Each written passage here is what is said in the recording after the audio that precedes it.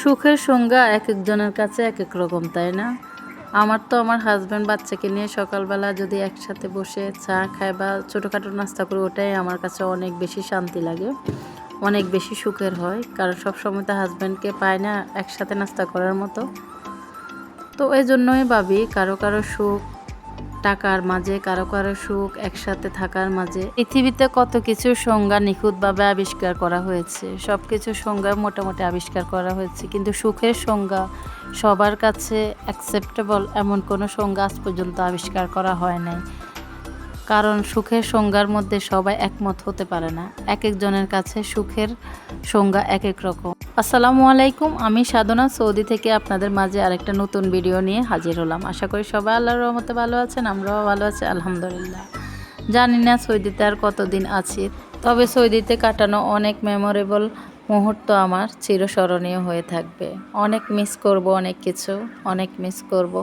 একসাথে কাটানো সময়গুলা অনেক মিস করব। জব করছি যে ওগুলা জানি না কখন আবার ফিরে আসি, আদৌ আসি কিনা। তবে আজকে যেহেতু যাওয়ার সময় ঘনিয়ে এসেছে, তা আপনাদের সাথে কথাগুলো শেয়ার করলাম।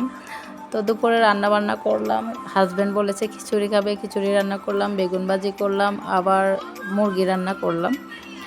2টা বছর কিভাবে যে চলে গেল টেরই পেলাম না। সৌদিতে অনেক ভালো ভালো মুহূর্ত আছে, যেমন একটু খারাপ লাগলেই হাজব্যান্ডকে নিয়ে বের হয়ে যেতাম, একটু ঘুরে আসতাম, একসাথে খাওয়া দাওয়া করতাম। বেশিরভাগ আমরা রাতের বেলা বের হইতাম, যেহেতু দিনে ওর কাজ থাকতো। এই যে ওই দিনও আমার মন খারাপ ছিল, তো ওগুলো চলো পার্কে গিয়ে হেঁটে আসি, বাইরে গেলে তোমার মন ভালো হয়ে যাবে। এই যে ছোট ছোট মুহূর্তগুলা, এগুলা কিন্তু অনেক টাকা দিয়েও কেনা যায় না, অনেক টাকার বিনিময়েও পরে আর পাবো না।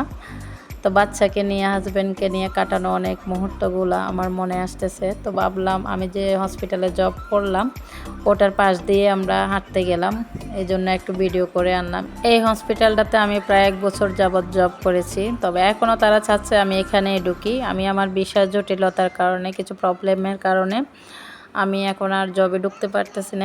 তবে আলহামদুলিল্লাহ আমার সব প্রবলেম এখন সলভ, আমি চাইলে আবার জয়েন করতে পারি। তবে এখানে জয়েন করব কিনা আমি শিওর না। তো এই জন্যই আর কে হসপিটালকে সব কিছুই মিস করতেছি। সবাই ভালো থাকবেন, সুস্থ থাকবেন।